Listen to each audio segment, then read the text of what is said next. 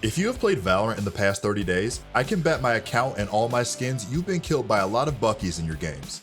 But why is the Bucky so popular? I mean, after all, it is just a forgotten shotgun no one uses, right? Well, today, we're going to tell you the story of how one man got to Immortal using only the Bucky. What's up, ProGuides family? I hope you guys are all winning your rank games and grinding out the new season. I just wanted to mention that on our website, ProGuides.com, we are having a 25% off sale with the discount code FPS25. Make sure to use this discount code at checkout for any purchases on our website. Well, I gotta get back to grinding that rank ladder, so I will see you all again soon.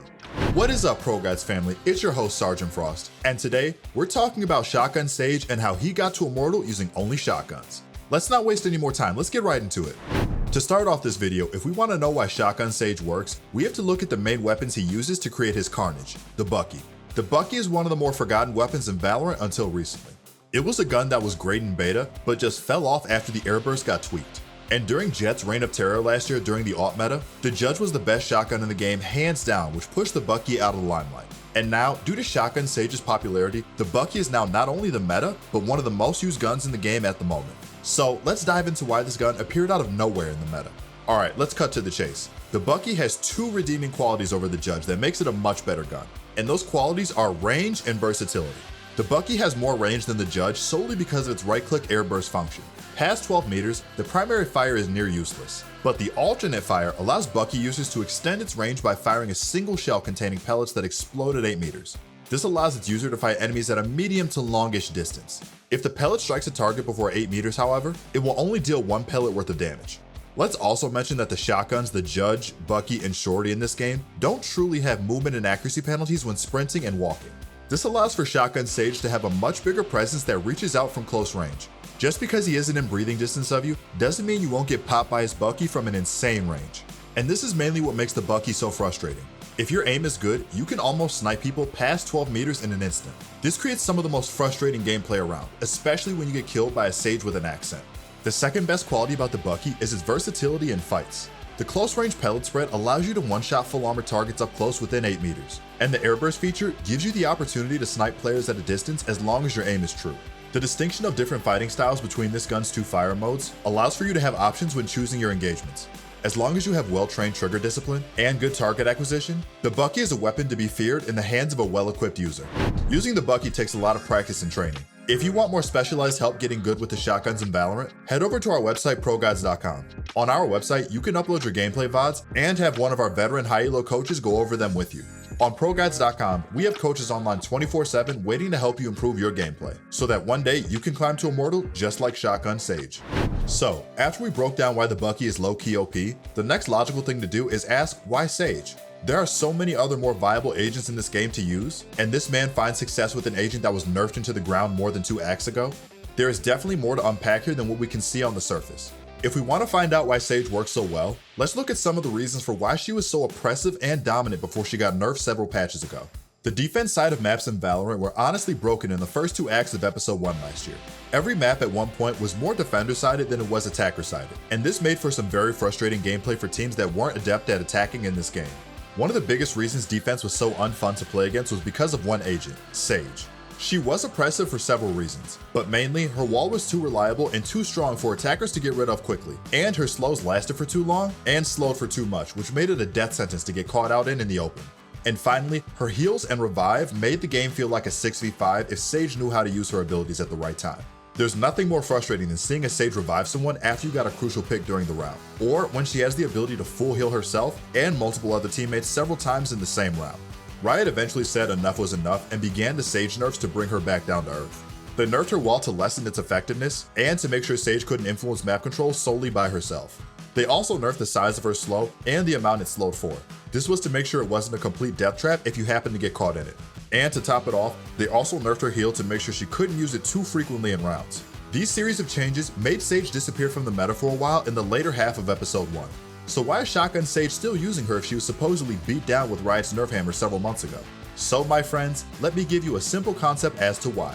And that concept is, those Sage nerfs really did nothing.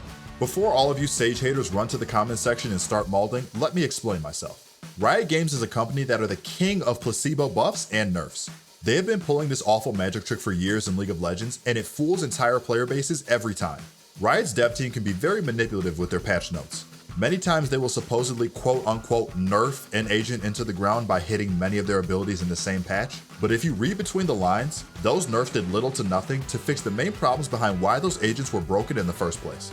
Like I said, Riot has done these placebo nerfs hundreds of times over the course of League of Legends' lifespan, and the main goal is to trick a player base into thinking that a champion or agent is trash after receiving so many nerfs. And they hope and pray that the placebo changes will make a champion or agent fall out of the meta because players just straight up abandon them. A lot of Sage's changes, in my opinion, fall under this PR stunt of placebo nerfs that they will pull in patch notes with many agents. And they do this in hopes that the community built around that agent will abandon them and leave. And when that happens, all the flavor of the month players have left, and the devs don't have to worry about changing said agent in the future by actually making impactful nerfs.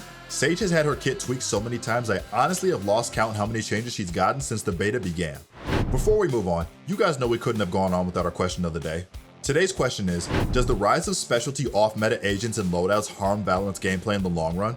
Personally, I think the rise of specialty agents and loadouts like Shotgun Sage, or only use the AWP jets, can harm the game's competitive gameplay. They can drastically change the way the game plays, and if the meta becomes toxic quickly, it could be some time before the devs step in and start handing out nerfs. Let us know what you think in the comment section down below. Now, back to how Shotgun Sage abuses this agent and shotguns in general. He knows that despite the community's view of Sage as an agent, he can still make her kit work to his advantage. Sage's kit revolves around altering the map and stalling. Using his wall and his slows to his advantage, this allows for him to set up engagements and corral his enemies in a way that he can get the full use out of his Bucky. If you watch him while he's playing his high-level Immortal games, every single engagement he gets himself into, especially on defense, is extremely methodical and calculated through his positioning and how he sets up his crosshairs. Here are some pointers from the man himself, Quarkwy, on his Reddit post detailing how he got to Diamond and then Immortal using only the Bucky. First off, it took him 53 games to go from Silver 3 to Diamond 1, and he managed to hold a 73% win-loss ratio with 39 wins and 14 losses. This is pretty impressive for an off-meta strategy that was completely unproven at the time. On defense, he mainly used the Judge because having an automatic shotgun made holding close angles easier. Not to mention on defense you are most likely going to see enemies in close proximity, so having the option to spray them down makes getting those crucial multi-kills easier. On offense, however, he mainly used the Bucky, and his reasoning behind that was the Bucky had longer range, which would give him a better fighting chance against enemies that would hold angles from far away. One of his main benefits of using shotgun only was that he was constantly able to store up his economy and constantly buy for his teammates every round. He also mentioned how his enemies responded to his play when he would stomp teams by only using the shotgun. He says, and I quote, "Even in high plat low diamond, opponents did not know how to adapt to shotguns. People got super tilted and would claim that shotguns are no skill, then they would start to use them, get killed, rage more, then go back to assault rifles." A nice strategy he would use on pistol rounds to put himself ahead was buying a Sage Wall and a Shorty. He says this would always leave him with 300 credits, which would allow him to buy a Sage Wall the next round no matter if he won or lost. He also says the more he used shotguns, his playstyle changed. He learned how to fast jiggle peek and shoot quickly with the Bucky, and on defense he always managed to change his location and his setup throughout the game. Shotgun Sage is a very smart player. He did his homework and found an off-meta strategy that he pioneered that allowed for him to outplay entire enemy teams and win games in convincing fashion.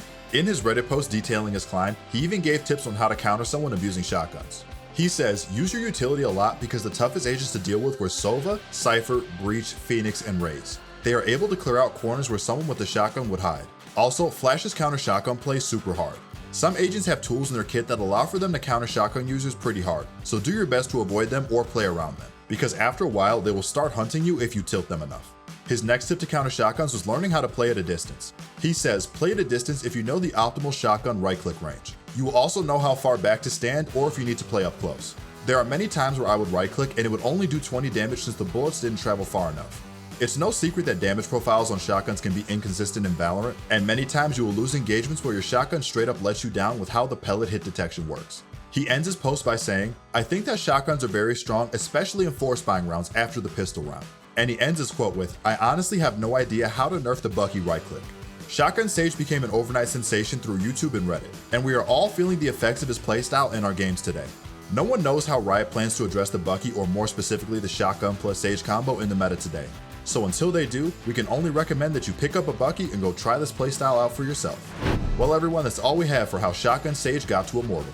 If you liked the video, then be sure to drop a like and consider subscribing if you enjoyed the content. We upload new videos just like this one every single day, and the best way to stay notified of that is by ringing that notification bell. Don't forget to check out ProGuides.com to gain some access to some truly amazing coaching. Remember to stay safe out there, and I will see you all again very soon.